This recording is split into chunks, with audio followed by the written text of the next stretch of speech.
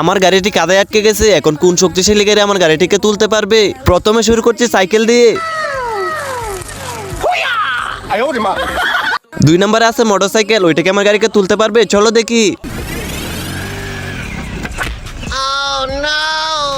3 নম্বর আছে 3 চাক্কার গাড়ি, ওইটাকে আমার গাড়িকে তুলতে পারবে? চলো দেখি।